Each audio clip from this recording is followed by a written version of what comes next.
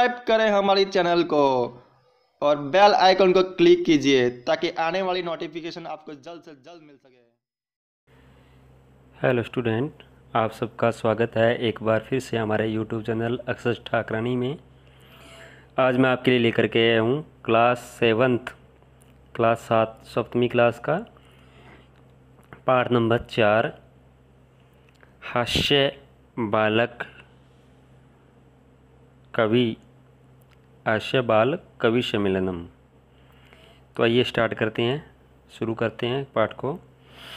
विविध वेशभूषाधारिणः चत्वार बालकव्यः मंचस्य उपरि उपविष्टा सन्ति। क्या है? विविध प्रकार के, विविध मानता अनेक प्रकार की वेशभूषा धारण, वेशभूषा को धारण किए हुए, चत्वार माने चार, बालकव्या चार बालक कवि मंच के ऊपर बैठे हुए हैं। अध्याय नीचे, अध्याय माने नीचे, श्रोतार कवि हास्य कवि श्रवणाय उत्सुकः सन्ति कोलाहलं च कुर्वन्ति। नीचे श्रोताजन हास्य कविता सुनने के लिए उत्सुक है और शोर कर रहे हैं। संचालक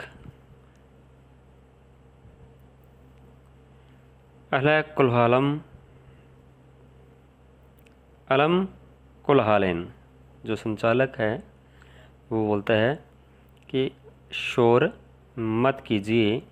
अध्यय परम हर्ष्य अवसर यत अस्मिन् कवि सम्मेलने काव्य हंतार। आज बहुत खुशी का अवसर है कि इस कवि सम्मेलन में कवि का नाश करने वाले कवि सम्मेलन काव्य हंतवार काल्या अपकाश्च भारतस्य हास्य कवि धुरंधरा समागता सन्ति।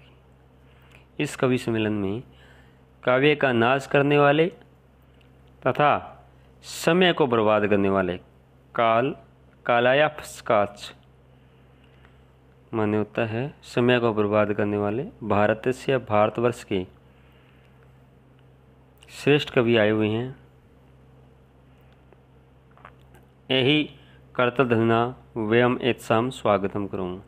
आइए हम कर्तध्वनि यानी तालियों के द्वारा हम इनका स्वागत करें। गजाधर एक है, गजाधर कवि है। सर्वभ्यो अरिष्केभ्यो नमो नमः। नीरस जनों को, सभी नीरस जनों को, ऐरिश यानी कि नीरस जनों को मेरा नमस्कार। प्रथम तावत अहम आधुनिक वेद्यम उद्देश्य सबके काव्य सुनाबी। पहले मैं एक आधुनिक विषय के बारे में कविता सुनाता हूँ। क्या बोला कि पहले मैं आपको आधुनिक वेद्यम, इस आधुनिक वेद के बारे में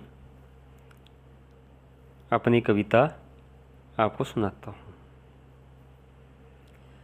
वेद्यराज, हे वेदराज, नमस्तुभ्यम, आपको नमस्कार है। यमराज सहोदरम, यमराज के सगे भाई, सहोदर माने भाई, यमराज के सगे भाई तुम्हें नमस्तुभ्यम, तुम्हें नमस्कार है। यमस्तु हरते प्राणः वेदा प्राणम दनानि च। यमराज तो केवल प्राणों का हरण करता है, परंतु वेद होता है प्राण और धनों दोनों का हरण करता है। सर्वे ऊंचे हसन्ति, सभी जोर से हंसते हैं। कालांतक। अब ये दूसरा कवि है जिसका नाम क्या है? कालांतक। अरे वेदास्तु सर्वे सर्वत्र परंतु न ते मादृशा कुशला जनसंख्या निवारणे। अरे वेद हैं वो तो सभी जगह स्थान पर है, परंतु मेरे जैसे जनसंख्या को कम करने में कुशल नहीं है। यहाँ इस कवि ने यहाँ पर व्यंग्य किए है। क्या व्यंग्य किया है कि वेद तो सभी स्थान पर है, परंतु मेरे जैसे जनसंख्या को कम करने में कुशल नहीं है। ममापि काव्य इदम श्रुतम भवत। आप मेरी कविता सुनिए। चिंता प्रज्वलितः दृष्ट्वा वेद्यो विस्मय आगतः। नाहं गतो न भे भ्राता कश्यदम हस्तलाघवम। सर्वे पुण्य हसन्ति। क्या है कि एक वेद जलती हुई चिता को देखकर आश्चर्य हो गया। आश्चर्यचकित हो गया। एक वेद जलती हुई चिता को देख करके आश्चर्य हो गया। वह सोचने लगा, ना ही मैं वहाँ पर गया और ना ही कोई मेरा भाई यानी कि यमराज। तो ये किसके कला हाथों की कला है? हस्तलाघवम हाथों की कला। ये किसके हाथों की कला है? इस बात पर सभी जोर से हंसते हैं। तुंदिल। ये मोटू का रूप धारण किए हुए कवि। तीसरा नंबर कवि आता है तुंदिल। तुंदिल माना था मोटू, मोटे पेट वाला। तुंदस्य ऊपरी हस्तम आवर्त्यम। पेट पर हाथ फेरते हुए बोला, तुंदुलयम अहम भो ममापि इदम काव्य श्रुताम जीवने धारित्यम छ। मैं पेटू हूँ, सुनिए मेरी यह कविता सुनिए और जीवन में अपनाइए। जीवने धारिताम यानी कि जीवन में धारण कीजिए। पर अनम प्राप्य है दुर्बुद्धे माँ श्रेय दया कुरुम। परम अनम दुर्लभम लोके शरीरेण पुने पुने। पेटू क्या कहता है? तुंदिल है वो क्या कह रहा है? दूसरे के अन्न को प्राप्त करने में मत शर्माइए। परानम प्राप्य है दुर्बुद्धे माँ श्री दया करूँ। कि कहता है कि दूसरों को अन्न को प्राप्त करने में मत शर्माइए, क्योंकि वह बहुत कठिनाई से प्राप्त होता है और शरीर तो बार बार मिलते रहते हैं। यहाँ पर कवि कहना चाहता है कि प्राय माल पर जहाँ तक हो सके हाथ फेर लेना चाहिए। इस संसार में प्राय माल या अन्न मुश्किल से प्राप्त होता है, मगर शरीर तो बार बार मिलते रहते हैं। मतलब जन्म मरण के बाद बार बार शरीर मिलते रहते हैं। सर्वे पुण्य अठासम कुर्वन्ति। सभी फिर से पुण्य जोर से हंसते हैं। चारवाक। चारवाक आता है वाक। चारवाक चौथा कवि है, इसका नाम चारवाक है। आम हाँ हाँ शरीष्य पोषणम सर्वथा उचितम। हाँ हाँ शरीर का पोषण सभी प्रकार से करना क्या है? सही है। यदि धनम नास्ति, यदि धन नहीं है, तथा ऋणम कृत्वा पौष्टिक पदार्थ एवं भोक्तव्य। अगर धन नहीं है तो कर्ज लेकर भी पौष्टिक पदार्थों का भोग करना चाहिए। धनम नास्ति धन नहीं है, तदा ऋणम कृत्वा कृत्वापि, तदा ऋणम कृत्वापि, तो ऋण लेकर, कर्ज लेकर के पौष्टिक पदार्थम एवं भोक्तव्य, पौष्टिक पदार्थों का भोग करना चाहिए। तथा कथयति, फिर बोलते हैं कौन, चार कवि फिर से बोलता है, कहता है यावत् जीवेत सुखम जीवेत ऋणम कृत्वा घृतम पिबेत, जब तक जिएं सुखम जीवित, सुख से जिएं, चाहे कर्ज लेकर भी घी पिए, कर्ज लेकर भी घी पिए। श्रोतार त्रहिम ऋणम प्रत्यर्पणम कथम, इस बात पर जो श्रोतागण सुनने वाले थे वो बोलते हैं तो कर्ज को कैसे चुकाया जाए। चार्वक जो चौथा कवि है फिर बोलता है, क्या कहता है, श्रुत्याम मम अवशिष्ट काव्यम,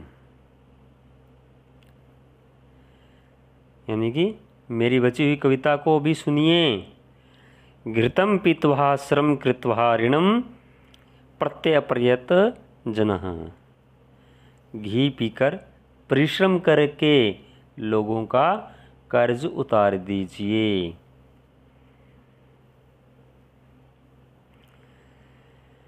काव्य पाठ श्रवणम उत्प्रेरितः एक बालको अपि आशु कविता रचयति हास्यपूर्वक च श्रवणयति।